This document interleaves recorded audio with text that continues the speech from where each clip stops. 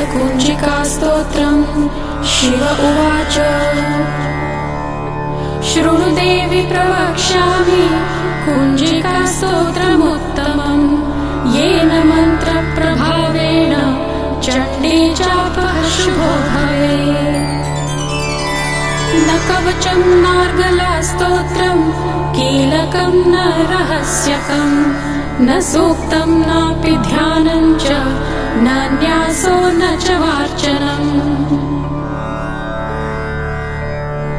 कुञ्जिकापाठमात्रेण दुर्गापाठफलं लभेत्।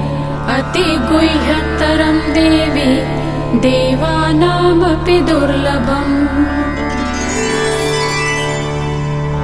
गोपनीयं प्रयत्नेन स्वयोनिरिव पार्वती। मारणं मोहनं वश्यं स्तम्भनोच्चाटनादिकम्। पाठमात्रेण संसिद्ध्येत् कुञ्जिकास्तोत्रमुत्तमम्। अथ मन्त्रः। ॐ ऐं ह्रीं क्लीं चामुण्डायै विच्छे। ॐ ग्लौं हूं क्लीं जूं सः ज्वालय ज्वालय ज्वल ज्वल प्रज्वल प्रज्वल। ऐं ह्रीं क्लीं चामुण्डायै विच्छे। ज्वल हं सं लं क्षं फट् स्वाहा इति मन्त्रः। नमस्ते रुद्ररूपिण्यै नमस्ते मधुमर्दिनी। नमः कैटभहारिण्यै नमस्ते महिषार्दिनी। नमस्ते शुम्भहन्त्रै च निशुम्भासुरघातिनी। जागृतं हि महादेवी जपं सिद्धं कुरुष्व मे।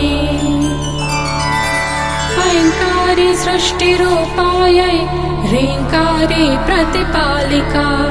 क्लीङ्कारी कामरूपिण्यै बीजरूपे नमोऽस्तु ते। चामुण्डा चण्डघाती च यैकारी वरदायिनी। विच्चे चाभयदा नित्यं नमस्ते मन्त्ररूपिणी। धां धीं धूं धूर्जटेः पत्नी वां वीं वूं वागधीश्वरी। क्रां क्रीं क्रूं कालिका देवी शां शीं शूं मे शुभं कुरु। हुं हुं हुंकाररूपिण्यै जं जं जं जम्भनादिनी। भ्रां ह्रीं भ्रूं भैरवी भद्रे भवान्यै ते नमो नमः। अं कं चं टं तं पं यं शं वीं दूं ऐं वीं हं क्षं। धिज्जाग्रं धिज्जाग्रं त्रोटय त्रोटय दीप्तं कुरु कुरु स्वाहा।